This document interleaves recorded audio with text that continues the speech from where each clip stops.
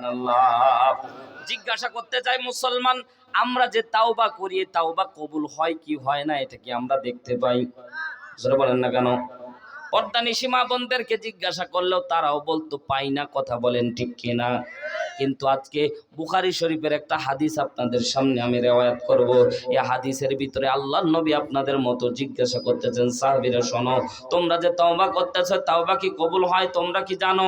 সাহাবা একরাম ডাকতে বলছেন, ইয়া রাসূলুল্লাহ, ইয়া হাবিবাল্লাহ, তওবা কবুল হয় কি হয় না এটা তো আমরা জানি না। সাথে সাথে নবী আমার ডাক দিয়ে বলছে, তোমরা যদি চার পদ্ধতিতে তওবা করতে পারো আল্লাহ তোমাদের তওবাটা কবুল হয়েছে কি হয়নি দেখায় দিবে।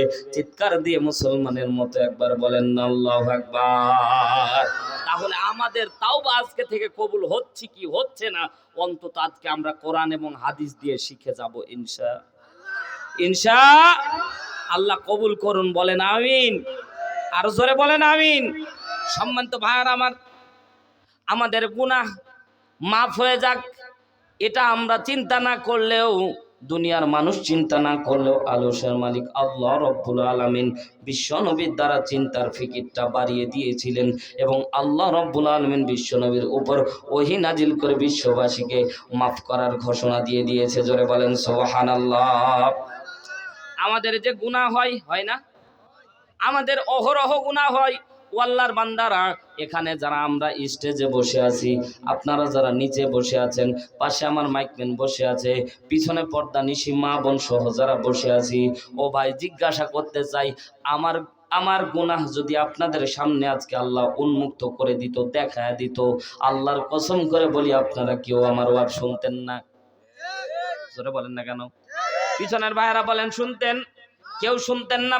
আজকে যদি সভাপতির গুনাহ আমাদের সামনে আল্লাহ উন্মুক্ত করে দিত, আমরা তাকে সভাপতি বানাইতাম না। আজকে যদি প্রধান অতিথিদের আল্লাহ গুনাহগুলি উন্মুক্ত করে দিত, অতিথি বানাইতাম না। আপনাদের গুনাহগুলি যদি আল্লাহ বক্তার সামনে উন্মুক্ত করে দিত, আপনাদের সামনে আমি ওয়াজও করতাম না। কিন্তু আল্লাহ রব্বুল আলামিন সমস্ত মানুষের গুনাহগুলি আল্লাহ রব্বুল আলামিন গোপন রেখেছে। আল্লাহু আকবার বলেন। আল্লাহ বলে, হাবিব উম্মতকে জানায়া দিবেন, উম্মতকে এলান করে দিবেন, উম্মতকে বলে দিবেন আমি আল্লাহ বান্দার গুনাহ মাফ করার জন্য, বান্দাকে মাফ করে দেওয়ার জন্য আমি আল্লাহ রব্বুল আলামিন এলান করে দিচ্ছি। এমনি এমনি গোপন রাখিনি, আমি বান্দার গুনাহগুলি গোপন রেখেছি, গোপনে গোপনে মাফ করে দেওয়ার জন্য। জোরে বলেন সুবহানাল্লাহ। ও ভাই, বাস্তবতার আলোকে উদাহরণ দিলে বুঝতে পারবেন। আপনাদের এলাকার এমপি সাহেব মাজহারুল ইসলাম সুজন সাহেবের যদি সন্তান অন্যায় করে, পুলিশ তাকে যদি না জেনে ধরে নিয়ে যায়, আর এমপি সাহেব যদি ফোন দেয়, এই বেটা কারে ধরছো, ফোন যাবে না ভাই? 10 সেকেন্ডের ভিতরে ফোন, এই বেটা কারে ধরছো? কয় হুজুর, কয় স্যার এনা অপরাধ করেছে, বলে ওটা আমার ছেলে। কি বলে? আর জোরে বলেন। ওয়াজ বুঝার চেষ্টা করেন। ও আমার ছেলে। মাজহারুল ইসলাম সুজন সাহেব যদি বলে ও আমার ছেলে, সাথে সাথে বলেন জেলের তালা কি খোলা থাকবে না বন্ধ? শুধু কি তাই, সাথে সাথে ওসি সাহেব তার চেয়ারটা ছেড়ে দিয়ে বলে বাবা বসো। কথা বলেন না কেন? এবং কি রাত্রে রাত্রে গোপনে গোপনে ধরা পড়েছে, কেউ টের পায় নাই, গোপনে গোপনে এই মামলাটা মীমাংস হয়ে যাবে। অন্যায় অপরাধ যতই করুক না কেন, সাথে সাথে তাকে মাফ করে তাকে বেখুসুর খালাস দিয়ে দেওয়া হয়। কথা বলেন ঠিক কিনা? মহাব্বতের বাইরে আমার গভীর মনোযোগ দিয়ে শোনেন। এই এমপির পাওয়ার কত, মন্ত্রীর পাওয়ার কত, প্রধানমন্ত্রীর পাওয়ার কত, প্রাইম মিনিস্টারের পাওয়ার কত, রাষ্ট্রপতির পাওয়ার কত, বিচারপতির পাওয়ার কত। আমার আল্লাহ ডাকতে বলে, হাবিব উম্মতকে এলান করে দিবেন, উম্মতকে জানায়া দিবেন। তারা তো সাধারণ মানুষ, যদি মাফ করে গোপনে বান্দাকে যদি থানা থেকে নিয়ে আসতে পারে, আমি আল্লাহ বান্দা শুধুমাত্র তাওবা করে আমার আল্লাহকে একবার আল্লাহ বলে ডাক দেয়, আমি আল্লাহ বান্দার জিন্দেগি এমন করে মাফ করব, দুনিয়ার কেউ টের পাবে না, দুনিয়ার কেউ টের পাবে না, এবং ফেরেশতারা পর্যন্ত তার টের পাবে না। জোরে বলেন সুবহানাল্লাহ। সম্মানিত ভাইরা আমার, বিশ্বনবী সাল্লাল্লাহু আলাইহি ওয়াসাল্লাম একদিন সারা দিন মনের মাঝে একটা ফিকির কাজ করতেছে, কিয়ামতের দিন আমার উম্মতেরা যদি অন্যান্য নবীর উম্মতের সামনে দিয়ে জাহান্নামে চলে যায়, তাহলে তো বড় বিপদ হয়ে যাবে, আমার সম্মান কমে যাবে, আমার ইজ্জত কমে যাবে। ও আল্লাহর বান্দারা, জিজ্ঞাসা করতে চাই, আজকে যদি আমরা 5 ভাই, এক মায়ের সন্তান 5 ভাই, 5 ভাই যদি দাঁড়ায় থাকি আর এক ভাই যদি বোমা বিস্ফোরণ করতে গিয়ে ধরা পড়ে, ও ভাই বলেন দেখি আর 4 ভাই কি তার পরিচয় দেবে? জোরে বলেন না কেন? কিয়ামতের দিন এমন দৃশ্য তৈরি হয়ে যাবে, যখন বান্দা আটক পড়ে যাবে, বান্দার আমলনামা যখন বাম হাতে চলে আসবে, সাথে সাথে বান্দার আপনজন, পরিবার পরিজন সবাই বিচ্ছেদ হয়ে যাবে। ডাক দিয়ে বলা হবে, বাবার সামনে সন্তান যাবে, বাবা বলবে দুনিয়ার মধ্যে কোনো সন্তান ছিল না। মায়ের সামনে যাবে, মা বলবে আমি তো বিয়েই করি নাই, আমার সন্তান আসলো কোত্থেকে? এমন একটা পরিবেশ পরিস্থিতি তৈরি হয়ে যাবে। আমার নবী ডাকতে বলে, ও আল্লাহ, এমন সময় লক্ষ উম্মতের সামনে, লক্ষ নবীর সামনে আমার উম্মতদেরকে পিটায় পিটায় জাহান্নামের মধ্যে নিয়ে যাওয়া হবে। ও আল্লাহ, এই দৃশ্য যদি আমি নবী দেখি তাহলে কিন্তু আমার মায়া লাগবে, তাহলে কিন্তু আমার দয়া তৈরি হয়ে যাবে। ও আল্লাহ, আমার কলিজার মধ্যে দাগ লাগবে। চিৎকার দিয়ে বলেন আল্লাহু আকবার। নবী আমার আপনার জন্য কান্না করে। এ ভাইয়ের আমার আগের বক্তা মুফতি মাইনুদ্দিন আল মাদানী সাহেব বলেছিলেন, বিশ্বনবী উম্মতের মায়ায় মরার পরেও, মরার সময়ও বিশ্বনবী দুনিয়ার কারো কথা বলে নাই। 1 নাম্বার কথা বলেছিলেন নামাজ সম্পর্কে, 2 নাম্বার কথা বলেছিলেন উম্মতি সম্পর্কে। জোরে বলেন সুবহানাল্লাহ।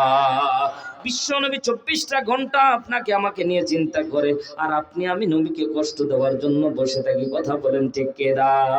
মুসলমান ভাইরানে আমার, যদি আমার নবীকে আপনি ইচ্ছাই হোক অনিচ্ছাই হোক যদি আপনি কষ্ট দিয়ে থাকেন, আল্লাহর কসম করে বলি ভাই, আল্লাহর নবীকে কষ্ট দিলে জান্নাত পাওয়া যায় না, আল্লাহর নবীকে কষ্ট দিলে জান্নাত পাওয়া যায় না।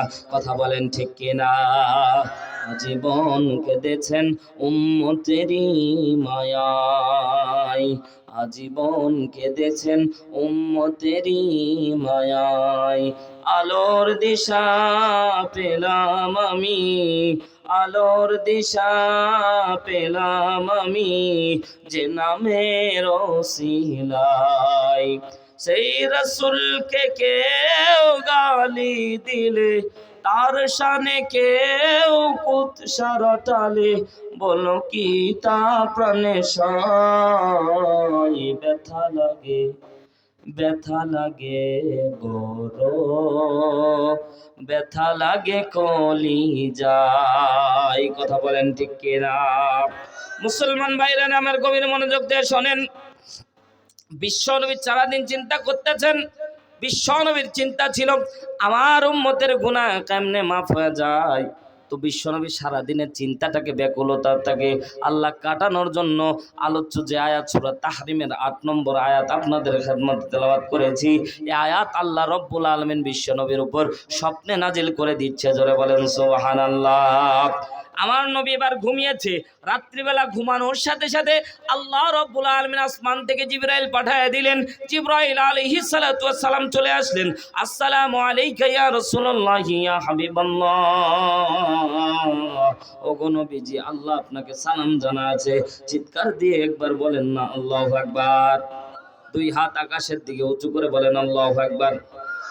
আরো জোরে বলেন আল্লাহু আকবার। বিশ্ব নবীকে সালাম জানাচ্ছেন কে? আস্তে আস্তে বলেন। এটা যদি আস্তে হয় জবান খুলে বলেন। ও ভাই, আল্লাহর নাম নিতে কষ্ট লাগতেছে, জোরে বলেন কে? আরো জোরে। জোর হলো না। নির্বাচনে তো ভালোই মারেন। উমুক নেতার চরিত্র ফুলের মতো পবিত্র, নামাজ পড়ে নাই 1 ওয়াক্ত, গাঞ্জা খাই 5 ওয়াক্ত, ও শয়তানের 1 নাম্বার ভক্ত। যুবক ভাই বলছে, হুজুর তারা তো চা দেয় তো এই জন্য মারি। কথা কয় না, কথা কয় না। যুবক ভাইরা যারা মাহফিলের আয়োজন করেছে, দাও তো 1 কাপ করে চা, অন্তত আওয়াজ অন্তত দেখ। কথা কন ঠিক কিনা? চা দেখ বা না দেখ, আওয়াজ হবে তো ইনশাআল্লাহ। লিল্লাহি তাকবীর। মাশাআল্লাহ মাশাআল্লাহ। আল্লাহ কবুল করুন, বলেন আমিন। সম্মানিত ভাইরা আমার, বিশ্বনবী স্বপ্নের ভিতরে আছে। কে সালাম দিচ্ছে বলেন তো? আরো জোরে বলেন। আল্লাহ সালাম দিচ্ছেন বিশ্বনবীকে। বিশ্বনবীকে সালাম দেওয়ার পরে আল্লাহ তাআলার ফেরেশতা জিবরাইল বলছে, ইয়া রাসূলুল্লাহ, আজকে দুনিয়ার কেউ আপনার সাথে কথা বলবে না। এই দুনিয়া বিশ্ব জাহানের মালিক যিনি, আজকে কথা বলবেন আপনার সাথে তিনি। চিৎকার দিয়ে বলেন সুবহানাল্লাহ। আল্লাহ বিশ্বনবীর সাথে স্বপ্নে কথা বলতেছে। এই যে আলেম ওলামা পাশে আছে এবং আলেম ওলামা কথা বলে গেল। আল্লাহ কুরআনুল কারীম নাজিল করেছে 60টি পদ্ধতিতে। জোরে বলেন কয়টি? আজকে বাড়ি যা সার্চ দিয়ে দেখবেন ইন্টারনেটে, গাঁজাখুরি গল্প বলার জন্য আসতেছি না। 7 পদ্ধতির ভিতরে 3 নাম্বার যে পদ্ধতিটা আছে এটা হচ্ছে স্বপ্নযোগে আল্লাহ কোরআনের কিছু আয়াত নাজিল করেছে। সুবহানাল্লাহ বলে। তার মাঝে সূরা তাহরিমের 8 নাম্বার আয়াত, আল্লাহ বিশ্বনবীকে স্বপ্নের ভিতরে কথা বলে উপহার দিয়েছে উম্মতের জন্য। জোরে বলেন সুবহানাল্লাহ। সম্মানিত ভাইয়ের আমার, বিশ্বনবীকে জিবরাইল সুসংবাদ দান করে দিলেন, ইয়া রাসূলুল্লাহ, আজকে কেউ আপনার সাথে স্বপ্নের মধ্যে কথা বলবে না, কথা বলবে একজন, তিনি হলেন গোটা বিশ্বের প্রতিপালক। চিল্লায়া বলেন তার নামটা কি? না না হলো না, জোরে বলতে হবে তার নামটা কি। আল্লাহ ডাকতে বলছে, হাবিব, আজকে আপনার সারা দিনের ব্যাকুলতা ক্লান্ত দূর করার জন্য আমি আরশের মালিক আল্লাহ বসে থাকতে পারলাম না। আপনার ক্লান্ততা দূর করার জন্য আমি আরশের মালিক আল্লাহ আজকে আপনার সাথে কথা বলে এমন একটা উপহার দান করে দেব, উম্মতকে জানায়া দিবেন, উম্মতের গুনার খাতা আমি আল্লাহ মাফ করে দিব। জয় বলেন সুবহানাল্লাহ। বিশ্বনবী চিন্তা করেছিল, কথা মনে রাখা লাগবে ও মুসলমান, বিশ্বনবী চিন্তা করেছিল আমার উম্মতের যদি গুনার খাতা না থাকতো, আমার উম্মতের যদি গুনাহ না থাকতো, গুনাহ না থাকলে আল্লাহ আপনাকে আমাকে জান্নাতি বানায় দিবেন। কথা বলেন ঠিক কিনা? মুসলমান ভাইরা আমার গভীর মনোযোগ দেন।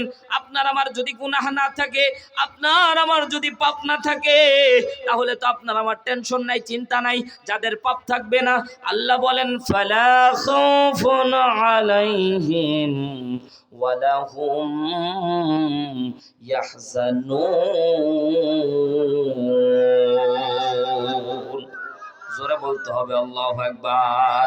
আল্লাহ বলে ফালা খাউফুন আলাইহিম ওয়ালা হুম ইয়াহজানুন, তাদের ভয়ও থাকবে না, চিন্তাও থাকবে না। আমি আল্লাহ রাব্বুল আলামিন দেখব যাদের পাপ থাকবে না, তাদেরকে গ্রিন সিগন্যাল দিয়ে আমি বিনা হিসেবে জান্নাত দান করে দেব। জোরে বলেন সুবহানাল্লাহ। জান্নাতে যেতে চান কিনা? জান্নাতে যেতে চান কিনা? বলার সাথে সাথে হাত উঠাচ্ছেন যারা, আল্লাহ তাআলা তাদের হাতগুলি একরকম কবুল করবে। জোর করে বলে বলে উঠানো হাতগুলিকে আল্লাহ আরেক রকম কবুল করবে। বলেন তো জান্নাতে যেতে চান কি জান্নাত? আর জোরে বলেন চান কি জান্নাত?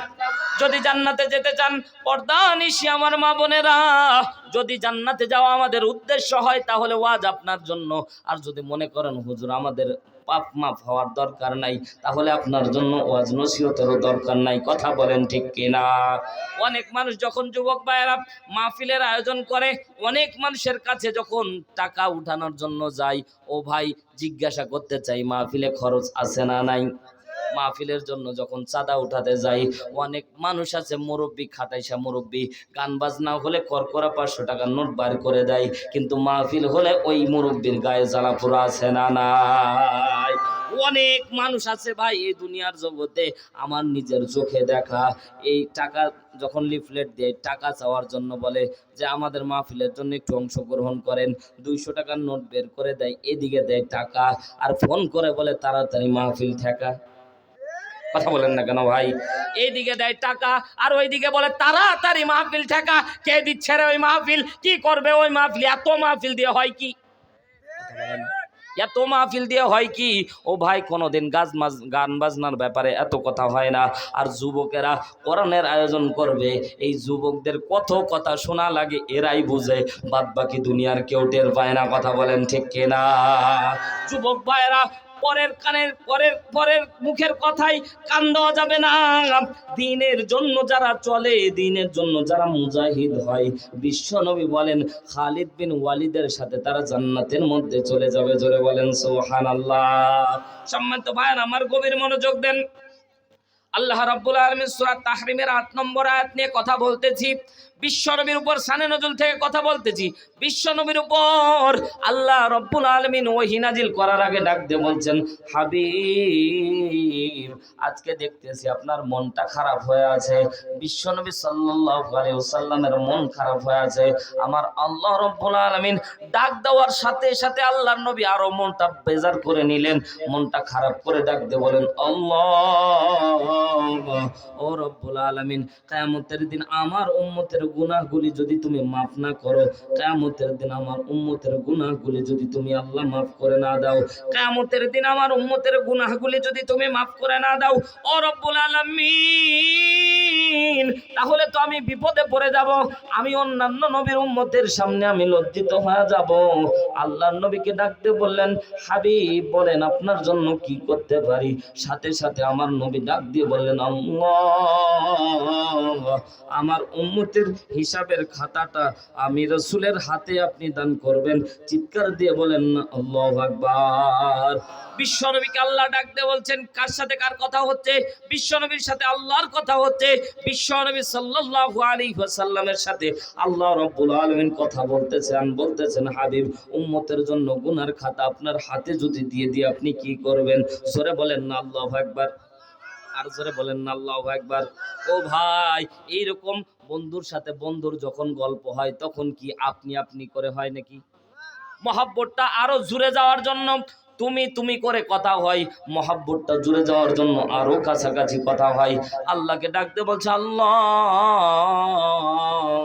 আমার উম্মতের গুনার খাতাটা যদি আমার হাতে দিতেন কতই না ভালো হতো। সাথে সাথে আমার আল্লাহ ডাকতে বলে, হাবিব গুনার খাতা নিয়ে কি করবেন? জোরে একবার বলেন না আল্লাহু আকবার। বিশ্বনবীর সাথে সাথে আল্লাহ রাব্বুল আলামিনকে ডাকতে বলেন, ও রাব্বুল আলামিন, গুনার খাতা নিয়ে কি করব জানেন? বলে কি করবেন? বলছে সাথে সাথে বলছে, আমি গুনার খাতা পাওয়ার পরে সাথে সাথে গুনার খাতাটা ছিঁড়ে দেব। সুবহানাল্লাহ বলতে পারলেন না? জোরে বলেন সুবহানাল্লাহ।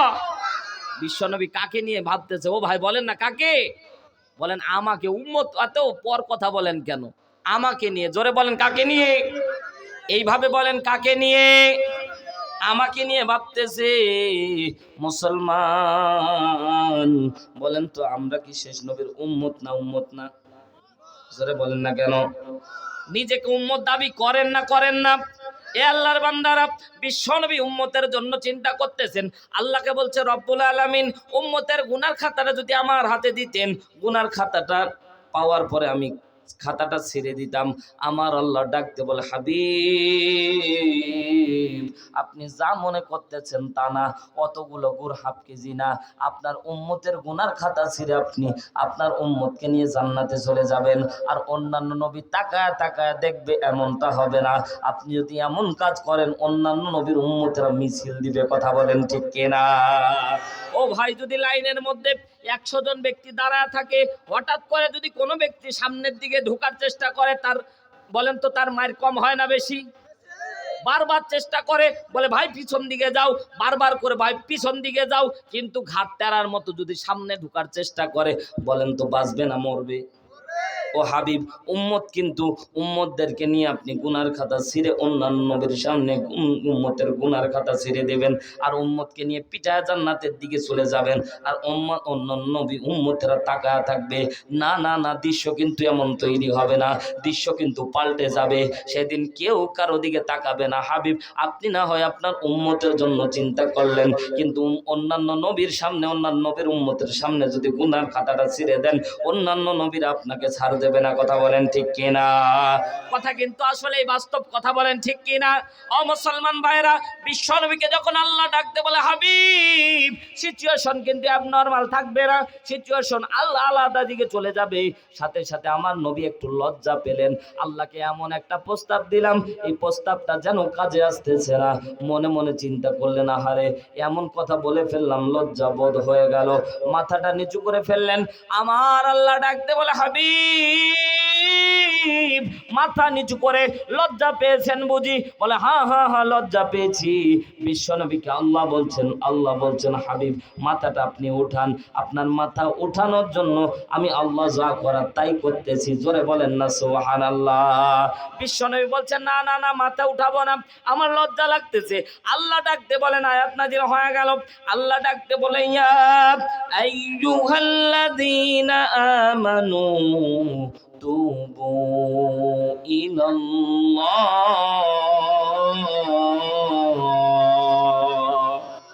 আরো জোরে বলতে হবে আল্লাহু আকবার। আরো জোরে বলেন আল্লাহু আকবার। আল্লাহ ডাক দেব ইয়া আইয়ুহাল্লাযীনা আমানু, ওহে যারা ঈমানদার, ওহে যারা ঈমানের দাবি করো, ওহে যারা বিশ্বাসী। আল্লাহ রাব্বুল আলামিন বেঈমানদেরকে ডাক দেয় না, ঈমানদারদেরকে ডাক দিয়ে বলছে তুবু ইলাল্লাহ, আল্লাহর দিকে ফিরে আসা লাগবে। তাওবাতান নাসুহা, একনিষ্ঠ তওবা করা লাগবে। চিৎকার দিয়ে একবার বলেন না আল্লাহু আকবার। তাওবাতান নাসুহার ব্যাখ্যা তাফসিরে কাবিরের ভিতরে এসেছে, তাফসিরে কুরতুবির ভিতরে এসেছে, তাফসিরে রুহুল মানির ভিতরে এসেছে। তিনটা তাফসিরের মধ্যে একই riwayate বর্ণিত হয়েছে। তাওবাতান নাসুহা এমন একটি শব্দ, যে শব্দের দ্বারা আল্লাহ বলে বান্দা যদি একনিষ্ঠ তওবা করে ফিরে আসতে পারে, আমি আল্লাহ বান্দার জিন্দেগীর तमाम গুনাহ মাফ করে দেব। চিৎকার দিয়ে মুসলমানের মতো একবার বলেন আল্লাহু আকবার। তাহলে আজকে আমাদের গুনাহ মাফ হবে। আল্লাহ রাব্বুল আলামিন বলছেন তুবু ইলাল্লাহ তাওবাতান নাসুহা। হাবিব উম্মতকে তাওবাতান নাসুহা করতে বলেন, জিন্দেগীর গুনাহ আমি আল্লাহ মাফ করে দেব। বিশ্বনবী এখনো মাথাটা উঠাচ্ছেন না, সাথে সাথে আমার আল্লাহ রাব্বুল আলামিন আয়াতের আরো কিছু অংশ নাজিল করে দিলেন। জোরে বলেন না সুবহানাল্লাহ। আল্লাহ রাব্বুল আলামিন বলেন আসা রাব্বুকুম আইয়ুকাফিরা আনকুম সাইয়্যাতিকুম ওয়া ইউদখিলাকুম জান্নাহ। চিৎকার দিয়ে একবার বলেন না আল্লাহু আকবার।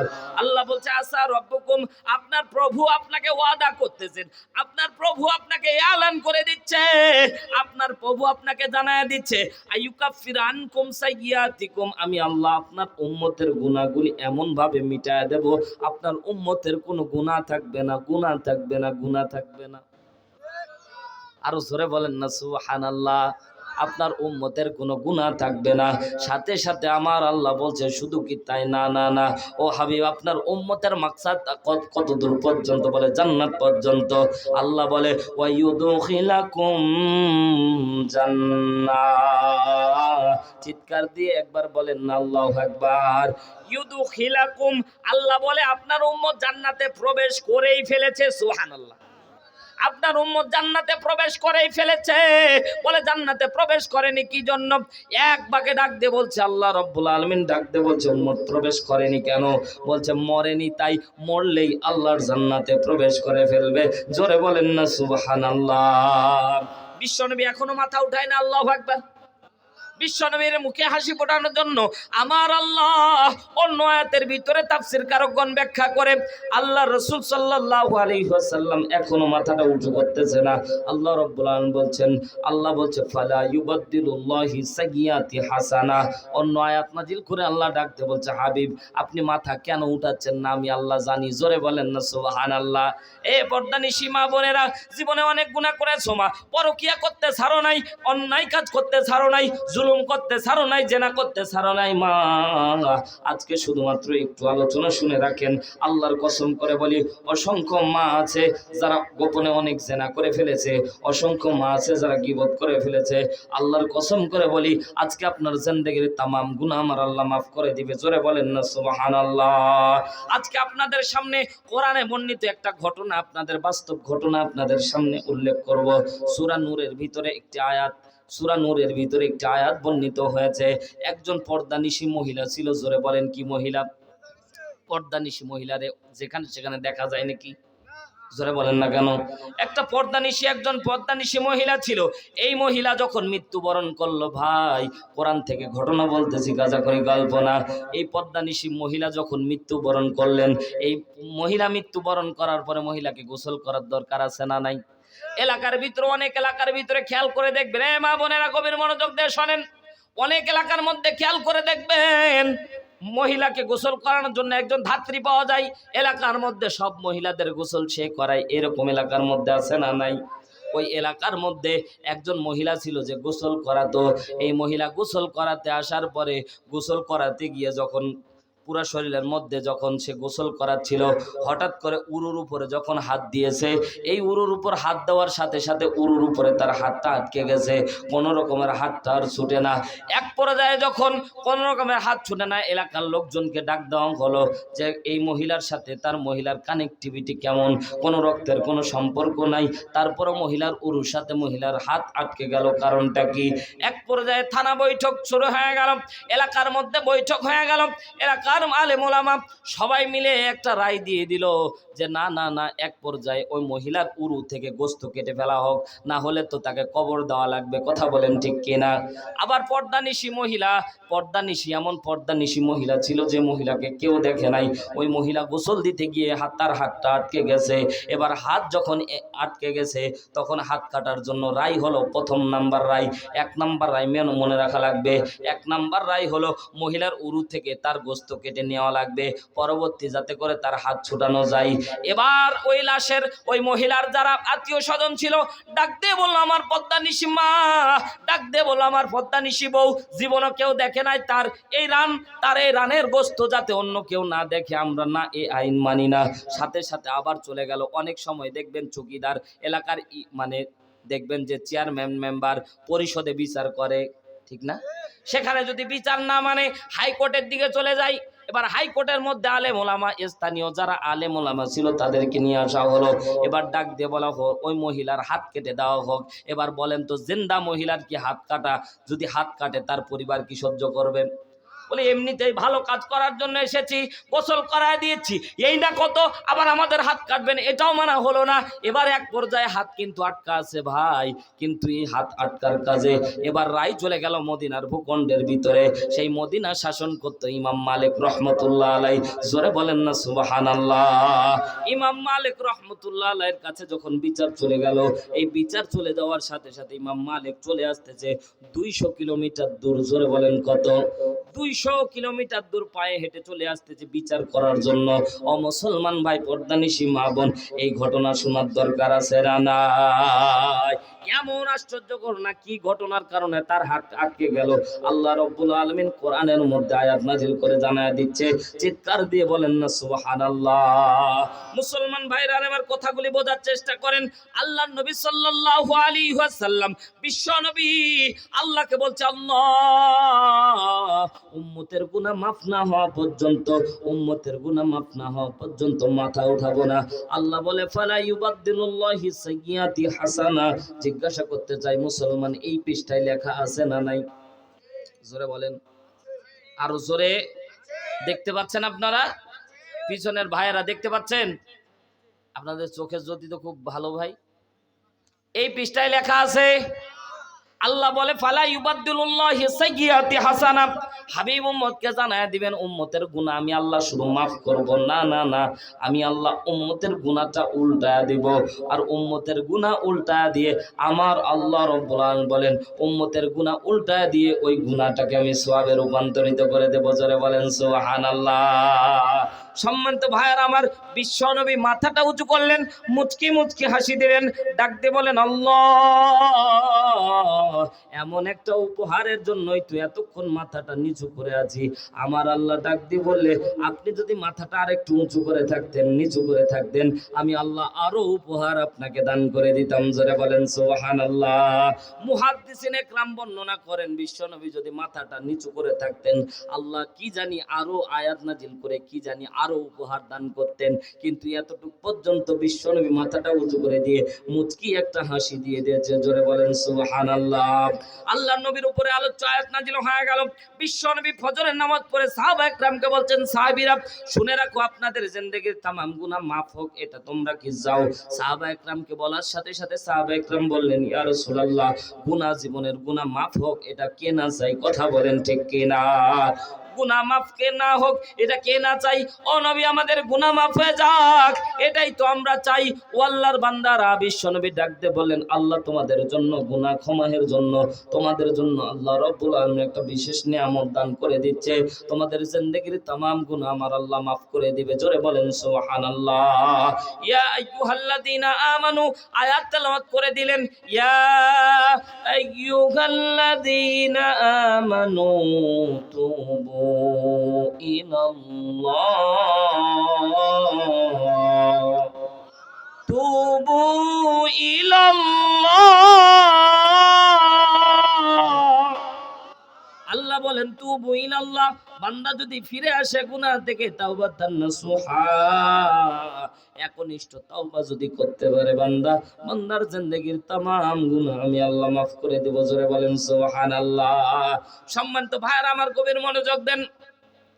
বিশ্বনবী সাল্লাল্লাহু আলাইহি ওয়াসাল্লাম সাহাবা একরামকে বলতেন, সাহাবীরা শুনে রাখো, জীবনে আপনি আমি যত গুনাহ করেছি, কত গুনাহ, যত গুনাহ করেছি, যত অন্যায় করেছি, ও আল্লাহর বান্দারা জীবনে অনেক ওয়াজ শুনেছেন, অনেক ওয়াজ শুনেছেন। আজকে অনুরোধ করে বলে যাই, একটু সময় আমাকে দেন, আল্লাহর ওয়াস্তে একটু সময় আমাকে দেন। পর্দানিশী মা বোনেরা একটু সময় আমাকে দেন। আল্লাহর কসম করে বলি, জিন্দেগির গুনাহ আল্লাহ মাফ করে দিবে। জোরে বলেন সুবহানাল্লাহ। সম্মানিত ভাইরা আমার, একটু মনোযোগ দেন। বিশ্বনবী বলেন, জিন্দেগির মধ্যে বান্দা যত গুনাহ করেছে, বান্দা যত অন্যায় করেছে, বান্দা যত পাপ কাজ করেছে, এ যুবক ভাইরা যতই গোপনে অন্যায় করো না কেন, দুনিয়ার কেউ না দেখলেও দেখতেছে কে? আরো জোরে বলেন না কে?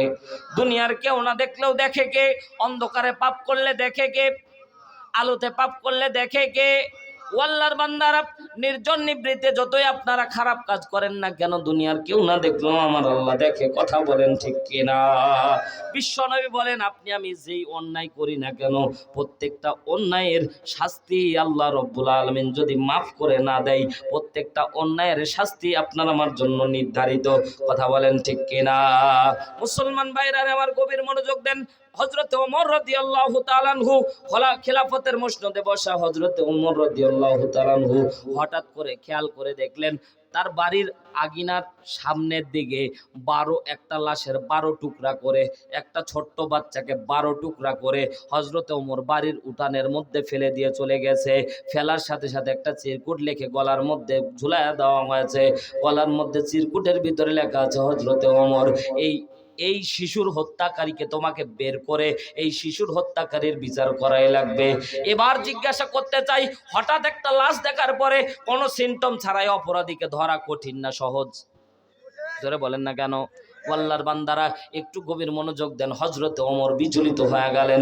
কিভাবে একটা ছোট্ট বাচ্চা, মাসুম বাচ্চাকে কেমনে হত্যা করলো? কেমনে হত্যা করলো?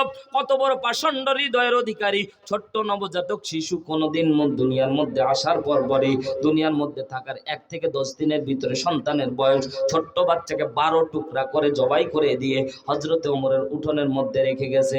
আবার চিরকুটের ভিতরে লিখে গেছে, এর হত্যাকারীকে বিচার করাই লাগবে। হযরত ওমরের একদিন যাই, কিন্তু একদিন না, মনে হচ্ছে বছর চলে যাচ্ছে। ওমরের নাওয়া নাই, খাওয়া নাই। খাইতে বসলে হযরত ওমর খেতে পারে না, হযরত ওমর ঘুমাতে গেলে ঘুমাতে পারে না। গোয়েন্দা সংস্থার লোকজনকে বলল, সর্বোচ্চ চেষ্টা করো যাতে করে অপরাধী ধরা যায়। ও আল্লাহর বান্দারা, বাংলাদেশের মধ্যে যদি প্রশাসন যদি চিন্তা করে ইচ্ছা করে অন্যায়কারীকে ধরবে, তো অন্যায়কারীকে ধরার জন্য কিন্তু ভাই যে যত অন্যায় করুক না কেন, একটা না একটা ক্লু রেখে যায়। কথা বলেন না কেন? যে কোনো অন্যায়কারী হোক না কেন ভাই, অন্যায়কারী কিন্তু একটা না একটা ক্লু রেখে যায়। ও আল্লাহর বান্দারা, আপনাকে যদি আমি বলি, আল্লাহর বান্দারা গভীর মনোযোগ দেন। হযরতে ইউসুফ আলাইহিস সালাতু ওয়াস সালামের নাম আপনারা শুনেছেন কি শুনেন নাই? হযরতে ইউসুফ বলবো ভাই? আপনারা কি রাগ করতেছেন? আর অল্প কিছুক্ষণ যদি চালাই চলবে তো ইনশাআল্লাহ। হযরতে ইউসুফ ছোট্টবেলায় হযরতে ইউসুফ আলাইহিস সালাতু ওয়াস সালামকে যখন তার 10 ভাই মিলে যখন কুয়োর মধ্যে ফেলেছিল, কূপের মধ্যে যখন ইউসুফকে ফেলেছিল, দুনিয়ার কেউ না দেখলেও দেখেছিল কে? আল্লাহ বলে, জিবরাইল দেরি করো না, আমার পয়গম্বর ইউসুফের কোনো অপরাধ নাই, শুধুমাত্র একটু জনপ্রিয়তা অর্জন করার জন্য বড় ভাইদের চোখের সামনে তারা সহ্য হলো না। ও আল্লাহর বান্দারা, বর্তমান সময়ের মধ্যে আলেম ওলামারা জনপ্রিয়তা অর্জন করলেও আমাদের দেশের সরকার তাকে সহ্য করতে পারে না। কথা বলেন ঠিক কিনা? এজন্য তো আমাদের কোরআনের পাখি মিজানুর রহমান আজহারিকে দেশের বাইরে করে দেওয়া হয়েছে। কথা বলেন ঠিক কিনা? মুফতি আমির হামজা ভাইয়ের মাহফিলে লক্ষ জনতা হওয়ার কারণে ভাইয়ের মাহফিলগুলো 144 জারি করে দিচ্ছে। কথা বলেন ঠিক কি না? মুসলমান ভাইরা আমার গভীর মনোযোগ দেন। হযরত ইউসুফ আলাইহিস সালাতু ওয়াস সালামকে যখন কুয়োর মধ্যে ফেলে দেওয়া হয়েছিল, ইউসুফের 10 ভাই যখন বাড়ির মধ্যে যাচ্ছিল, 10 ভাই বাড়িতে যাওয়ার সময় একটা নেকড়ে জবাই করে হযরত ইউসুফের কাপড়ের মধ্যে তারা একটু মানে রক্ত মাংস লাগায় দিয়েছে। বাড়িতে গিয়ে বাবাকে বলতেছে, বাবা আমাদের ভাই, আমাদের চোখের সামনে একটা নেকড়ে বাঘ এসে আমাদের ভাইকে খেয়ে ফেললো। হযরতে ইউসুফ আলাইহিস সালাতু ওয়াস সালামের ভাইয়েরা এতটাই বিচক্ষণ ছিলেন, এতটাই তারা বুদ্ধিমান ছিলেন। একটু বোঝানোর জন্য বলতেছি, হঠাৎ একদিন একটা রাস্তা দিয়ে একটা গাভী গরু যাচ্ছে। জোরে বলেন কি গরু? গাভী গরু গেছে। এই গরুটা যাওয়ার সময় একটা গাভী গরু একটা রাস্তার পাশ দিয়ে যাচ্ছে।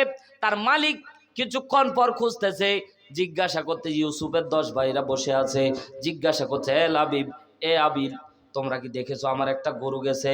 তোমরা কি দেখেছো আমার একটা গরু গেছে? তো এক ভাই হঠাৎ করে বলতেছে, আপনার গরুর কি একটা চোখ কানা? বলছে হ্যাঁ একটা চোখ কানা। বলে আপনার গরু কি 8 মাসের পুয়াতি? পুয়াতি না গর্ভবতী কি কয় আপনারা? ওই একই কথা। যাই হোক, আপনার গরু কি 8 মাসের গর্ভবতী? বলে হ্যাঁ হ্যাঁ হ্যাঁ গর্ভবতী। এভাবে যখন এক এক করে বর্ণনা এক এক ভাই দিচ্ছিল, সাথে সাথে গরুওয়ালা মনে করলো এরাই মনে হয় চোর, কারণ আমার গরুর যা সিমটম এরা সব দেখেছে, কিন্তু এরা গরু কিন্তু দেখেনি। গরু যেই রাস্তা দিয়ে গেছে, গরুর রাস্তা দেখে এরা গরুর বর্ণনা দিয়ে দিয়েছে। জোরে বলেন সুবহানাল্লাহ। মালিক বেশি একটা দেরি করলো না, বাদশার কাছে চলে গেল। বাদশা নামদার, এই 10 ভাই মিলে আমার গরু মনে হয় জবাই করে খেয়ে ফেলেছে, আমার গরু মনে হয় খেয়ে ফেলেছে। আমার গরু কানা, এরা জানলো কেমনে? আমার গরু 10 মাসের গর্ভবতী, এরা জানলো কেমনে? আমার গরুর এই রে এই রোগ আছে, এরা জানলো কেমনে? সাথে সাথে 10 ভাইকে ধরে নিয়ে আসা হলো। 10 ভাই বলতেছেন, আমরা নবী বংশের লোক, আমরা চোর না। সুবহানাল্লাহ। আমরা নবী বংশ, আমার বাবার নাম আয়ুব, আমার পরদাদার নবী, আমার 14 বংশ নবী, আমরা কিন্তু চুরি না, চুরি করি নাই। বলছে বাবারা, তোমরা তো নবী বংশের লোক, তোমাদেরকে তো তহমত দেওয়া যায় না, বলো তো তোমরা তাহলে বর্ণনা দিলা কেমনে?